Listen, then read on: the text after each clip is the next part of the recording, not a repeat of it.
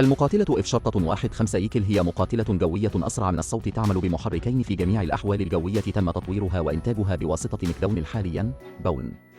ينتمي إلى الجيل الرابع من المقاتلين في جيل المقاتلات، وكان هذا المقاتل في الخدمة منذ عام 1976. يبلغ إجمالي الإنتاج حوالي 1.1200، ولكن هناك أيضاً قول مأثور مفاده أن طرازات 1500 المشتقة منها للغاية كثير.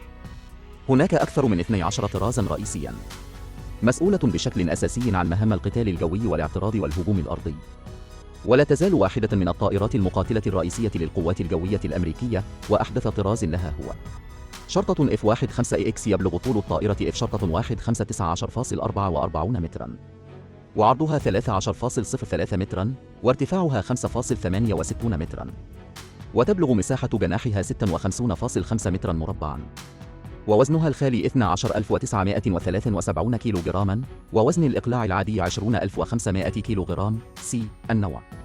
الحد الأقصى 30800 كيلوغراما. النوع سي دي. جسم الطائرة عبارة عن هيكل شبه أحادي معدني بالكامل، ويتكون من 3 أقسام.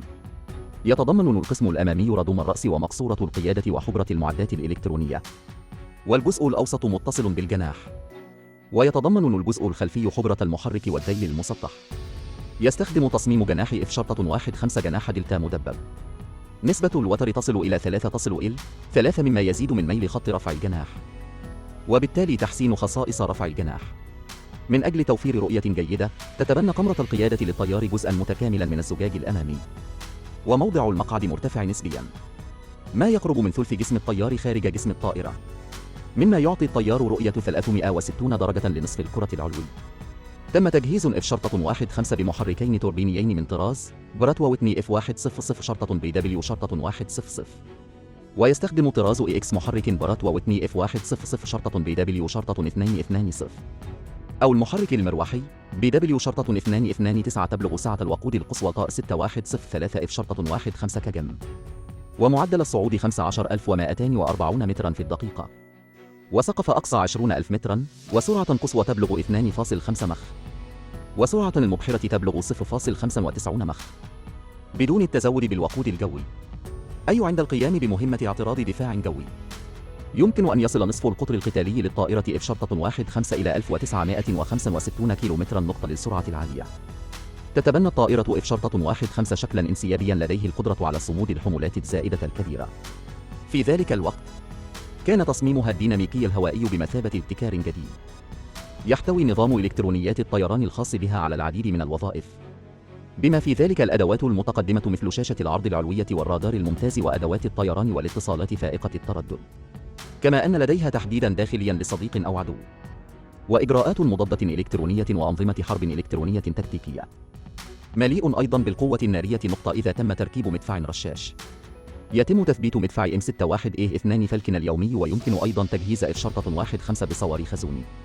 فيما يتعلق بالصواريخ مثل M-7 سبايرا وM-120 وM-9 سيد ويندربوغو، يمكن تحميلها جميعاً. هناك أيضاً العديد من الخيارات للقنابل الأرضية، مثل سلسلة NK-80 قنابل.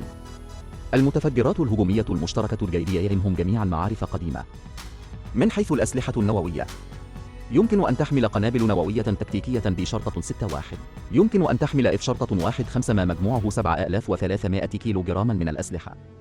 نظراً لنماذجها المشتقة العديدة، فإن عدد ستكون النقاط الصلبة لكل إصدار مختلفة، بالإضافة إلى النقاط الصلبة الخارجية، فهي أيضاً مع قوس الداخلية. بالإضافة إلى ذلك، تم تجهيز F-15 بنظام سلاح آلي، وتصميم الخانق اليدوي وعصا التحكم. يحتاج الطيار فقط إلى استخدام ذراع الخانق والأزرار الموجودة على عصا التحكم لإجراء القتال الجوي. جميع الإعدادات والبصرية التوجيه كلها على شاشة العرض العلوية. بالإضافة إلى ذلك، تستخدم F-15 رادار فاصلة تايب BG-63 الذي يمكنه تحديد طائرات العدو المقاتلة خارج خط رؤية الطيار. من خلال هذا الرادار فوق الأفق، فإن F-15 يمكنه اكتشاف طائرات العدو أولاً، ثم القفل والهجوم. بالمصطلحات الحالية، تتمتع F-15 بالقدرة على الضرب خارج النطاق المرئي. بشكل عام، لا تتمتع F-15 نفسها بخصائص التخفي وقدرات اندماج أجهزة الاستشعار، ولا يمكنها القتال بشكل مستقل ضد نظام دفاع جوي كامل نسبياً فترة زمنية أطول.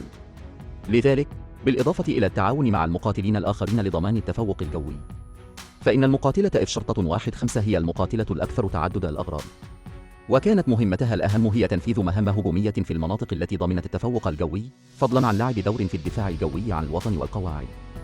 وولدت طائرة F-15 بشكل رئيسي لأن الولايات المتحدة تكبدت خسائر في جو حرب فيتنام، ومقاتلة ميغ 25 ضد الاتحاد السوفيتي خلفها، ولم يكن لدى الولايات المتحدة طائرة مقاتلة تضاهيها في ذلك الوقت. وكانت أول مواجهة بين F-15 والميغ خلال الحرب الباردة. وانتشرت الحرب الباردة إلى الشرق الأوسط في عام 1979، وكان الاتحاد السوفيتي مسلحا بأسلحة متطورة والمعدات. دول مثل سوريا ومصر بالطبع ضمت طائرات ميغ المقاتلة، لذلك طلبت إسرائيل المساعدة من الولايات المتحدة. في 27 يونيو 1979 اشترت إسرائيل 25 طائرة من طراز F-15 من الولايات المتحدة. وفي ظهيرة يوم واحد طارت 4 طائرات ميغ 21 سورية في المجال الجوي الإسرائيلي، واعتراض 4 طائرات من طراز F-15 كانت تقوم بدوريات، بما في ذلك العميد البحري ميلنيك الذي كان طيارا محترفا في إسرائيل. عندما كانت الطائرة F-15 على مسافة تزيد عن 40 إلى 50 كيلومترا، أغلق طائرة العدو بالرادار وحصل على إذن بالهجوم. أظهر عرض ميرنيك على الرأس أن الميغ كانت تقترب بسرعة. أطلق صاروخا أولا، لكنه لم يصطدم بالطائرة ميغ 21 ثم بسرعة 1050 كيلومترا ساعة اقترب من ميلنيك وحاول الرد. والآن أصبح لدى ميلنيك خياران، أحدهما هو إعادة قفل العدو على الرادار أو استخدام أفضل رادار في العالم، وهو عين الطيار. اختار ميلنيك الأخير. الوقت ضيق. اختار صاروخا مصمما خصيصا لطائرة F-15 الإسرائيلية. سنايك 3 ضغط على الزر، طار الصاروخ وضرب ميغ. هذه المعركة الجوية من تلقي ميلنيك الإنذار إلى إصابة ميغ استغرقت أقل من 30 ثانية. يمكن القول أن F-15 أول مواجهة ميغ هي أيضا مثيرة للغاية، بالإضافة إلى كونها قادرة على أداء مهام جوب واعتراض. يمكنها أيضا مقاومة الأقمار الصناعية. لاحقا اقترحت بوينغ القوات الجوية الأمريكية شراء F-15EX الجديدة لتحل محل نوع C و D و E، وسيستخدم EX الجيل التالي من الأنظمة المكونات والتكنولوجيا المحمولة جوا. لا يوجد الكثير من التغيير من الخارج، مع الاحتفاظ بنفس الوضع والوظائف مثل سابقتها، بشكل أساسي ترقيات داخلية، ولكن الشيء الوحيد الذي لا يستطيع كثير من الناس اكتشافه هو نظرا لوجود طائرة F-35 أكثر قوة وتقدما لمذات F-15 جديدة. هناك قول قاتم نسبيا.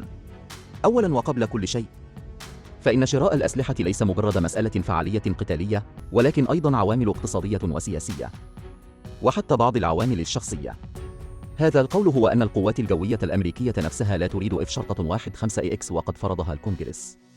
وبغض النظر عن هذه الأشياء، أعتقد شخصيا أن هذا القول له بعض الحقيقة. من أجل منع شركة لوكهيد من احتكار سوق الطائرات التكتيكية وللحفاظ على الوضع ثلاثي الأبعاد لمصنع الطائرات المقاتلة، من الضروري مساعدة بوين. ولم تلمس شركة نورثروب رومان مقاتلة تفوق سرعة الصوت لمدة 30 عاما، لذلك لا يزال يتم صيانتها الآن.